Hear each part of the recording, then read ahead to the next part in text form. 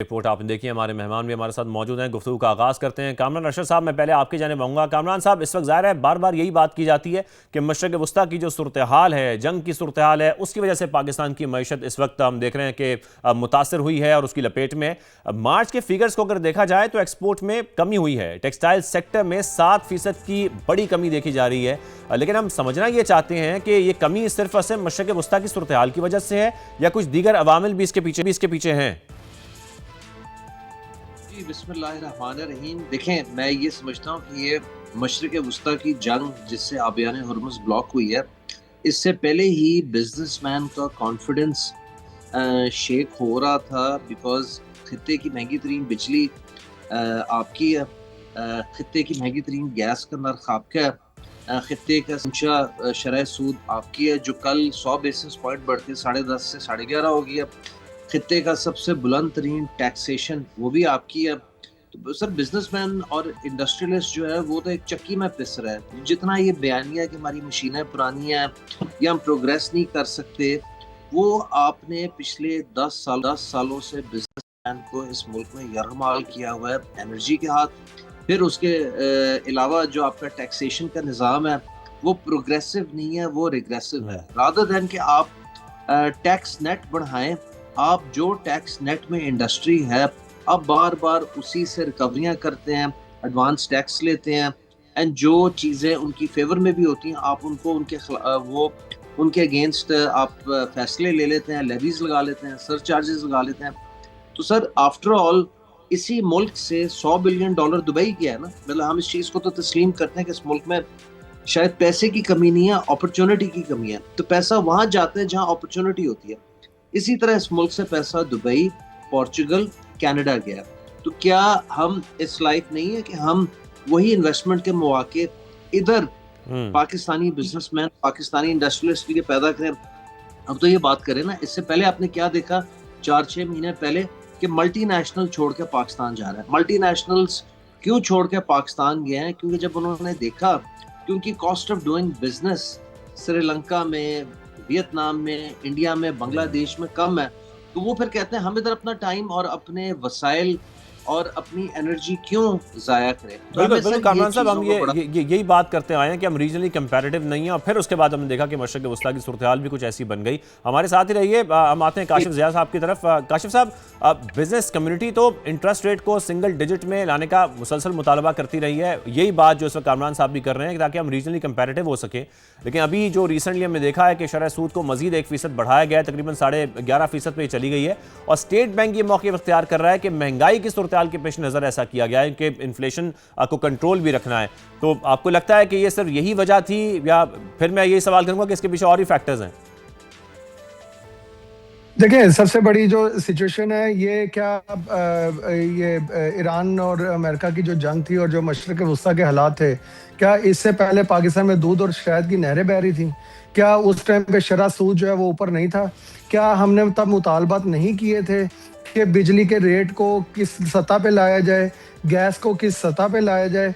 और ये शरह सूद जो है, ये मैं आपको बता दूं, ये गुड न्यूज़ तो हमें मिल गई है कि ये ऊपर जा रहा है और ये आने वाले वक्तों में मजीद ऊपर जाएगा, क्योंकि हमें कोई आइंदा फ्यूचर फोरकास्ट में कोई ऐसी बेहतरी की उम्मीद नजर नहीं आ रही कि जिसके अंदर पाकिस्तान के हालात नॉर्मल होंगे, जिसके अंदर ऑयल एंड गैस की प्राइसेस अभी फौरी तौर पे जो नीचे आने वाली जो सिचुएशन है वो होगी। और अगर वो नीचे आ भी जाती हैं तो पाकिस्तान में कौन सी इस तरह की ड्रास्टिक चेंजेस आई हैं कि जिसकी सही है। काशिफ साहब भी हमारे साथ मौजूद हैं। या पाकिस्तान में हमें हालात इस तरह के, कोई पॉलिसीज इन्होंने इस तरह की अनाउंस कर दी हैं कि जिसको मद्देनजर रखते हुए हम अपने एक्सपोर्ट के ऑर्डर जो है वो करेंगे। हम जब अपने कस्टमर्स के पास जाते हैं, जो बात समझने की जरूरत है, इतनी अनस्टेबल सिचुएशन है पाकिस्तान की कि कस्टमर इस टाइम पे पाकिस्तान पे ऑर्डर देते हुए वो डर रहे हैं। वो जहां पे अगर 1 मिलियन गारमेंट का ऑर्डर एक फैक्ट्री में प्लेस करते थे, उसको अब स्प्लिट करके दुनिया के डिफरेंट खितों में कर रहे हैं, ताकि अगर पाकिस्तान से हमें कोई इन्फ्लेशन रेट की वजह से या ऑयल प्राइसेस की वजह से या हमारा जो फ्रेट के अगर रेट्स जो है वो अनस्टेबल हुए हुए हैं, नो डाउट मशरक़ वस्ता की सूरत हाल उसमें टॉप अप हुई है, लेकिन अदर देन दैट भी हमारे हालात ऐसे थे। बिजली की प्राइसेस हमने 12 मुतालबा किया। और मैं तो ये कहता हूँ कि मैं जब से इस कारोबार में हूँ और जब से मैं इंडस्ट्री को लीड कर रहा हूँ, हमारे वही मुतालबत हैं, खुदारा बिजली सस्ती कर दो, गैस सस्ती कर दो, शरह बिल्कुल सूद को बिल्कुल, नीचे ले आओ, यही सारे हम इन्फ्लेशन मुतालबात कंट्रोल कर लें। हैं। बिल्कुल, उसमें हुकूमत ये कहती है कि देखें हमने क्रॉस सब्सिडी जो है उसकी भी बात की जाती है उनकी जानिब से, और ये भी कहा जाता है कि आने वाले वक्त में अभी हालात ऐसे हैं, हम इसमें कमी की भी जाएगी, बिजली के जो रेट्स हैं वो भी कम किए जाएंगे। लेकिन फ्रेट चार्जेस का आपने जिक्र किया। कामरान साहब, मैं आपकी तरफ ये पॉइंट लेकर आऊँगा, मार्च में एक्सपोर्ट्स में जो हम देख रहे हैं कि एक कमी हुई है, उसकी बड़ी वजह ये भी कहा जा सकता है कि फ्रेट चार्जेस भी हैं, शिपमेंट में ताखीर भी है, जो इसकी एक बड़ी वजह बनकर सामने आ रही है। जी बिल्कुल, बात बजाय है कि ये जो आबियाने हुर्मुज़ का ब्लॉकेड है उसकी वजह से ऑयल गैस सारी चीज़ें महंगी हुई। ऑयल गैस सारी चीज़ें महंगी होने की वजह से आपका up country to down country, यानी कि पंजाब केपी से कराची पोर्ट तक का इनलैंड फ्रेट बढ़ गया। फिर जो भी आप इंपोर्ट कर रहे थे ताकि आप रॉ मटेरियल इंपोर्ट करके वैल्यू ऐड करके उसे री एक्सपोर्ट करें, आपका डाउन कंट्री कराची पोर्ट से up country Punjab KP freight बहुत ज़्यादा बढ़ गया। तो फिर इसी तरह एयर फ्रेट आपका बहुत बढ़ गया। फिर बहुत सारे आपके इंपोर्टेड रॉ मटेरियल्स थे, वो उनमें ताख़ीर है। कुछ फॉरेन सप्लायर्स ने फोर्स मेजोर कॉल कर लिया, कुछ कॉन्ट्रैक्ट से ही आगे पीछे हो गए।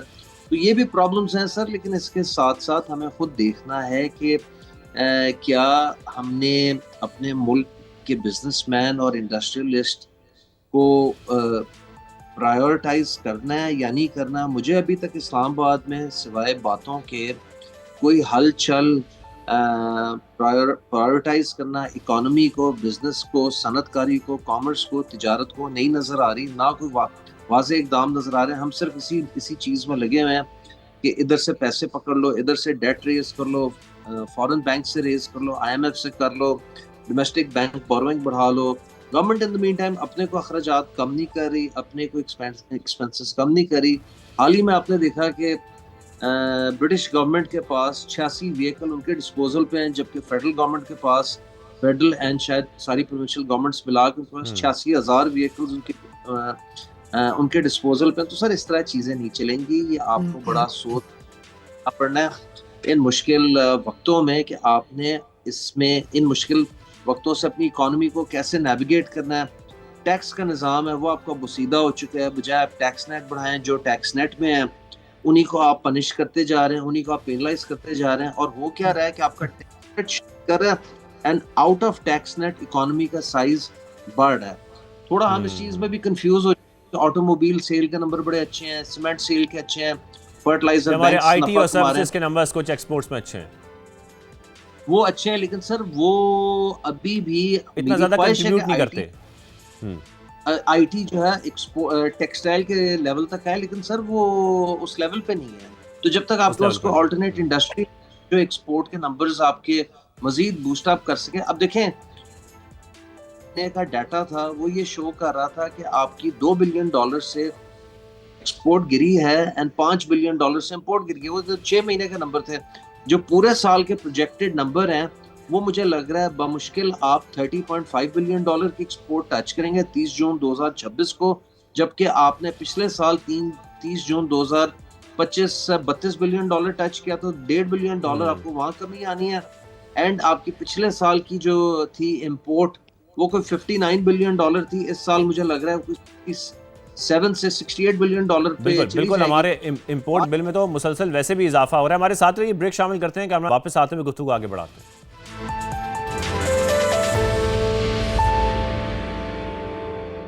Welcome back. काशिफ साहब, मैं आपकी तरफ आऊँगा। जैसे कि हम देख भी रहे हैं इस वक्त जो सूरत हाल है, एनर्जी क्राइसिस ज़ाहिर है, बार बार एनर्जी क्राइसिस की बात की जाती है, पेट्रोलियम मसनूआत जो हैं वो बढ़ती जा रही हैं, उसी कीमतें। फिर इसके साथ साथ जो लोड शेडिंग है वो भी हम देख रहे हैं कि इस वक्त मुल्क में हमारे हो रही है, उससे इंडस्ट्रीज भी मुतासर हो रही हैं। लेकिन सवाल ये है आपसे कि क्या ये सिर्फ मशरक़ वस्ता की सूरत हाल से हम लोग मुतासर हो रहे हैं, या इस वक्त पूरे रीजन में हमारे आस पास के ममालिक में भी कुछ ऐसी ही सूरत हाल देखी जा रही है? देखिए, इस समय जो सिचुएशन है, जो हमारे खिते की जिनके साथ कंपटीशन है, लाइक चाइना हो गया, वियतनाम हो गया, बांग्लादेश हो गया, जो सबसे बड़ा हमारा कंपेटिटर है, उन्होंने नो डाउट वो हर्ट हुए चीज़ों के ऊपर आके, लेकिन उन्होंने अपनी पॉपुलेशन को, अपनी इकोनॉमी को सम हाउ स्टेबल रखने की कोशिश की और अपनी आवाम के ऊपर उतना बर्डन उन्होंने नहीं डाला जितना कि पाकिस्तान में इन्फ्लेशन रेट ऊपर गया है। ये जिस तरह, और हमारी हिस्ट्री भी ये कह रही थी कि हम पिछले ये मशरक़ वुस्ता की सूरत हाल से पहले भी हमारे यहाँ पे कोई हालात अच्छे नहीं थे।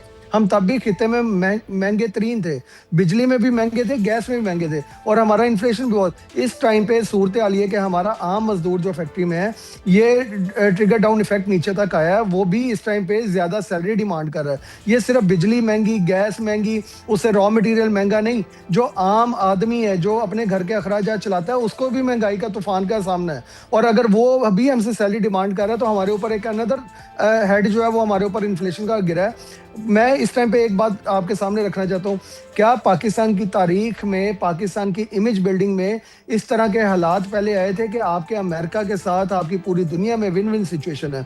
क्या हम इन हालात से फायदा उठाने जा रहे हैं? हमें तो वो विन विन सिचुएशन मिल भी जाएगी, मुज़ाकरात पाकिस्तान में हो भी जाएंगे, पूरी दुनिया पाकिस्तान के नारे भी लगा जाएंगे, एंड पे हमें मिलेगा क्या? सही। हम ये सुलह भी करवा देंगे तो क्या हमारे यहाँ पे इन्फ्लेशन नीचे आएगा? क्या हमारे यहाँ पे पॉलिसीज जो है वो 10 साल के लिए अनाउंस कर दी जाएंगी? क्या हमारे जो ऐवान बाला में बैठे जो लोग हैं वो टेक्सटाइल की मैं इसी पॉइंट पर कामरान साहब आपसे भी कमेंट चाहता हूं। डिप्लोमेटिक विन पाकिस्तान की यकीनी तौर पर है, पाकिस्तान की ओवरऑल पोजीशनिंग बहुत बेहतर हुई है, पूरी दुनिया में हम देख रहे हैं कि पाकिस्तान का नाम हर तरफ लिया जा रहा है, लेकिन ऐसे में इस अपॉर्चुनिटी से पाकिस्तान को कितना फायदा उठाना चाहिए अपनी मईशत को लेकर? देखिए सर, बात यह है कि जो काशिफ साहब ने कहा मैं बिल्कुल उससे एग्री करता हूँ, और एंड ऑफ द डे हम जो भी करें उसको नंबर्स में ट्रांसलेट होना चाहिए। या आप अपनी एक्सपोर्ट बढ़ाएं, या आप अपनी इंपोर्ट कम करें, या आप अपना टैक्स नेट बढ़ाएं, या आपकी रेमिटेंस बढ़े। अब जो मशरक़ वुस्ता की वजह से दुबई जैसे ममालिक में हो रहा है, तो वहाँ से आपकी ओवरसीज रेमिटेंस इफेक्ट होगी, हो सकता है सऊदीया से भी इफेक्ट हो जाए आपकी ओवरसीज रेमिटेंस। जो आपके ओवरसीज पाकिस्तानीज कतर में, कुवैत में, सऊदीया, यूएई में, बहरीन में रेमिटेंस भेजते हैं, ए आपका रेमिटेंस का फिगर इफेक्ट होना है, बी आपकी एक्सपोर्ट नीचे जा रही है, सी आपकी इंपोर्ट बढ़ रही है, डी आप टैक्स नेट बढ़ाने में कामयाब नहीं है, ई आपसे कुछ 15-16 और शरायतें IMF ने मनवा ली हैं या मनवा लेंगे, और फिर 7 या 8 मई को उनका IMF बोर्ड रिव्यू करके फिर अगली डिस्पर्सल के लिए एग्री करेगा। और $1.2 बिलियन के जहन में रखें, इसी हुकूमत के टेन्योर में ये जो मौजूदा IMF का प्रोग्राम है वो अक्टूबर या नवंबर 2027 में ख़त्म हो जाएगा। मेरा नहीं ख्याल कि हम उस वक्त खुद कफील हो सकेंगे कि अपने पाँव पे खड़े होके IMF प्रोग्राम से ग्रेजुएट करके हमें फिर से किसी और प्रोग्राम में जाने की ज़रूरत ना हो। हमें एक और प्रोग्राम, अगर हम उस वक्त खुद कफील होके अपने पाँव पे ना खड़े हुए, हमने अपने ट्रेड डेफिसिट का कुछ ना किया, तो हम इससे ज़्यादा वर्स, हार्शर और स्ट्रिंजेंट IMF प्रोग्राम में जाएंगे जिसकी शरायत और कड़ी होंगी। पिछले साल का टैक्स टारगेट 15.2 ट्रिलियन का था जो आप पूरा ना कर सके, उस पर आपको 850 अरब का वेवर मिला। IMF ने आपको हर साल वेवर नहीं देना।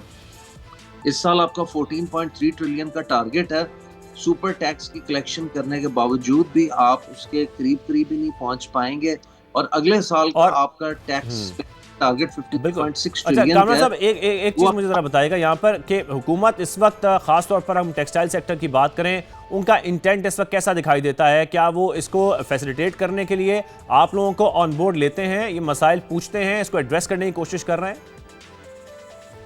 देखिए, खामखा हुकूमत पे तनकीद बराए तनकीद करने का फायदा नहीं है। हुकूमत हमसे इंटरेक्ट करती है, दीगर मिनिस्ट्रियों के साथ, SIFC के साथ हम बैठते हैं, हमारा इंटरेक्शन होता है, बड़ा अच्छा इंटरेक्शन होता है, एश्योरेंस भी मिलती है, कोऑपरेटिव माहौल भी है।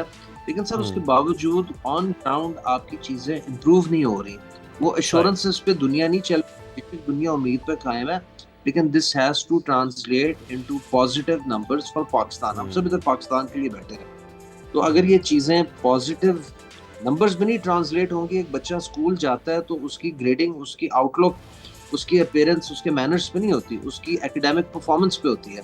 तो end of the day government ने डिलीवर नंबर्स पे करना है। ऑन ग्राउंड जब फैसिलिटेट किया जाएगा, ज़ाहिर है उसके बाद ही हम देखेंगे कि नंबर्स में कोई बेहतरी आएगी। Thank you very much Kamran Arshad साहब, आपने हमें शो में वक्त दिया, और साथ में काशिफ ज़िया साहब भी हमारे साथ मौजूद है। आप दोनों का हमें इजाज़त दीजिए। अल्लाह।